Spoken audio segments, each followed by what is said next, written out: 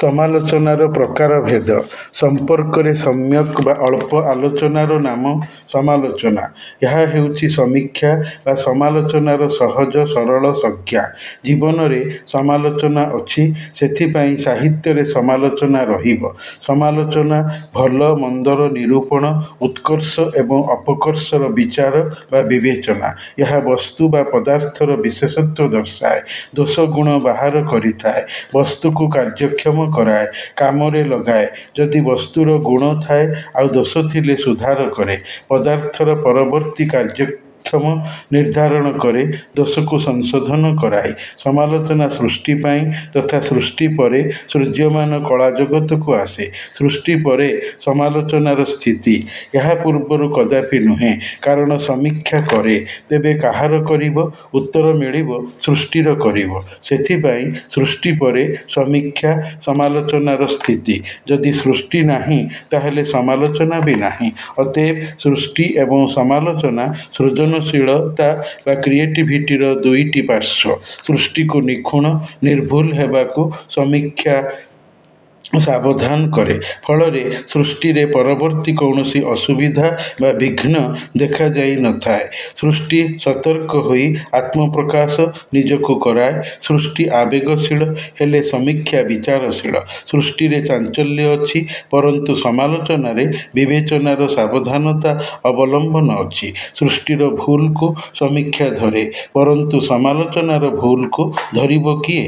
ଲୋକେ କହିପାରନ୍ତି ସମାଲୋଚନାର ଭୁଲକୁ ପରବର୍ତ୍ତୀ ସମାଲୋଚନା ଧରିବ।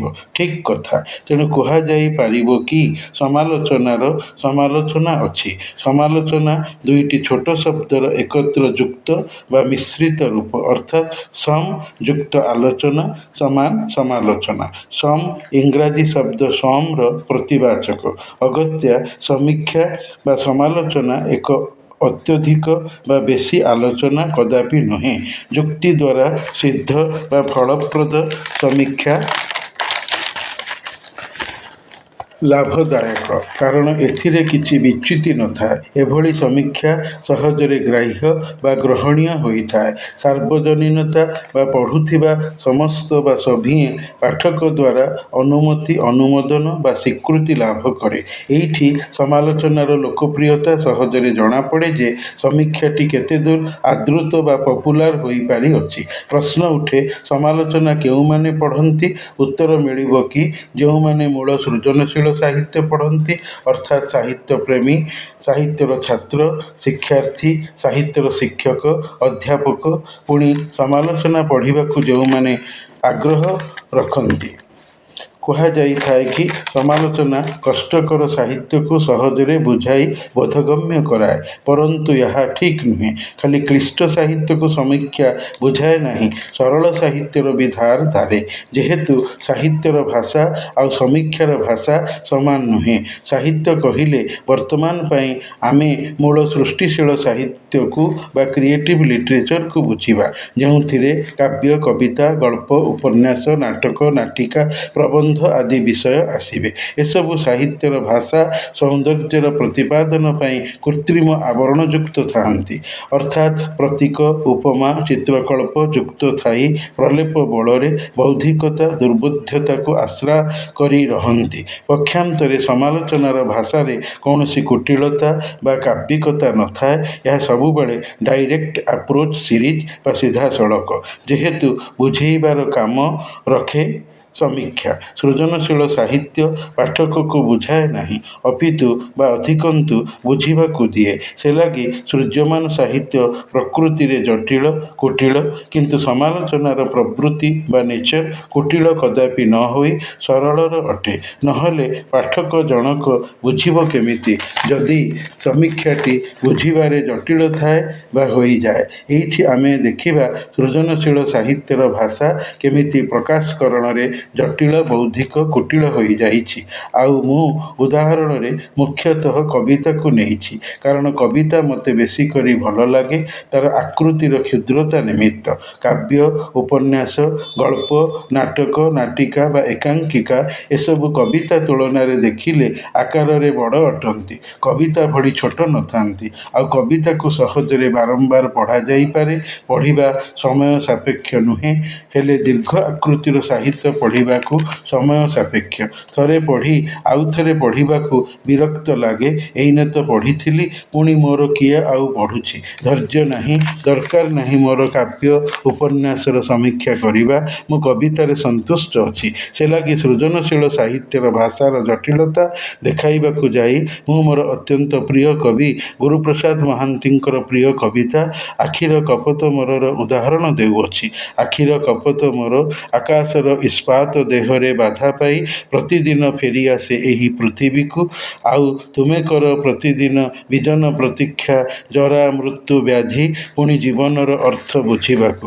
ଏ ହେଉଛି ବକ୍ରୋକ୍ତି କାବ୍ୟ ଜୀବିତମ୍ର କୁଟିଳ ଅସହଜ ପ୍ରଯୁକ୍ତ ଭାଷା। ଦେଖାଯାଇଅଛି କି ଧାଡ଼ି ଦୁଇଟିର ପ୍ରକୃତ ବଙ୍କା ଅର୍ଥକୁ ବୁଝି ନ ପାରି କିଛି ସମାଲୋଚକ ବା ସମୀକ୍ଷକ ଭୁଲ ଅର୍ଥ ବାହାର କରି ପାଠକଙ୍କୁ ଶ୍ରୋତାଙ୍କୁ ବିଭ୍ରାନ୍ତ କରିଛନ୍ତି। ଯିଏ ନିଜେ ବୁଝିନି ସେ ଅନ୍ୟଙ୍କୁ କ'ଣ ବୁଝେଇବ? ବିଛାମନ୍ତ୍ର ନ ଜାଣି ଦୁର୍ବୋଧ୍ୟ କବିତା ଗାତରେ ହାତ ପୂରାଇବା ଅନୁଚିତ। ସମୀକ୍ଷା ଯଦି କରି ଆସୁନାହିଁ ତେବେ ନ କର, କରିବାର ପ୍ରୌଢ଼ୀ ଦରକାର ନାହିଁ, ବରନ୍ତୁ ଭୁଲ ଅର୍ଥ କରି ଉଚ୍ଚକୋଟୀର ରମଣୀୟାର୍ଥ ପ୍ରତିପାଦକଃ ଶବ୍ଦଃ କାବ୍ୟମ୍, ଶବ୍ଦାର୍ଥୌ ସହିତୌ କାବ୍ୟମ୍, ବାକ୍ୟମ୍ ରସାତ୍ମକମ୍ କାବ୍ୟମ୍ର ମାନହାନି କରନା। ପ୍ରକୃତ ଅର୍ଥ ଜାଣିସାରିଲା ପରେ ବିଭ୍ରାନ୍ତିକର ଅର୍ଥାନ୍ତର ନ୍ୟାସର ମର୍ଯ୍ୟାଦା ଆପେ ଆପେ କ୍ଷୁର୍ଣ୍ଣ ହୋଇପଡ଼ିବ। ଠିକ୍ ଏଇଠି ଦରକାର ପଡ଼େ ଯଥାର୍ଥ ସମାଲୋଚନା, ନହେଲେ ଆଖିର କପୋତ ମୋର ନାମକ ଉଚ୍ଚକୋଟୀର କ୍ଲାସିକ୍ କବିତାର ସମ୍ମାନ। ଯଦି ଶ୍ରଦ୍ଧାବାନମ୍ ଲଭତେ ଜ୍ଞାନମ୍ ପାଠକ ସମୀକ୍ଷକ ନ କରେ, ତେବେ ଧାଡ଼ି ଦୁଇଟିର ପ୍ରକୃତ ଅର୍ଥ ହେଲେ ପ୍ରଥମ ବାଚକର ମୁଁ ନାମକ ନାୟକ ହୁଏତ କବି ନିଜେ ହୋଇପାରନ୍ତି। ତାଙ୍କର ଆଖିରୁ ନିର୍ଗତ ଦୃଷ୍ଟିର କପୋତ ପକ୍ଷୀ ଭଳି ନିରୀହ ଚାହାଣି, ମୁଣ୍ଡ ଉପର ଉଚ୍ଚ ଆକାଶକୁ ଦେଖି ମନ ପକ୍ଷୀର ଆତ୍ମାଟି ଭାବିଛି ନବବିବାହିତ ହୋଇ ମୁଁ ମୋ ଜୀବନର ସବୁ ଉଚ୍ଚ ଆଶାକୁ ଅବଶ୍ୟ ସଫଳ ଚରିତାର୍ଥ କରିବି ବୋଲି ଯୁବସୁଲଭ ଚେତନା ନେଇ ଭାବିଛି।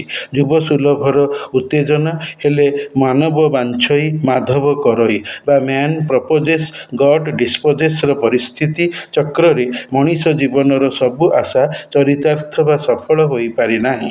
ଆଉ ଦୁର୍ଲଭ ମନୁଷ୍ୟ ଜୀବନ କ୍ରମଶଃ ବୁଢ଼ା ହୁଏ, ରୋଗ ଭୋଗେ ଏବଂ ମୃତ୍ୟୁ ପାଏ। ଜୀବନର ଏହା ଚିରାଚରିତ ଧାରା। ଜୀବନକୁ ସହଜ ଭାବିଦେଲେ କ'ଣ ଜୀବନ ସହଜ ହୋଇଯିବ? ଆଦୌ ନୁହେଁ। ଏଇଟା ହିଁ ପ୍ରକୃତ ସମୀକ୍ଷା। ଏଭଳି ସମୀକ୍ଷା କଲେ ଯାଇ ସଂଶିତ ଉପରୋକ୍ତ କବିତାଟି ବହୁଳତର ପାଠରେ ପଢ଼ାଯିବାର ସମ୍ଭାବନା ଆଶା କରିବା।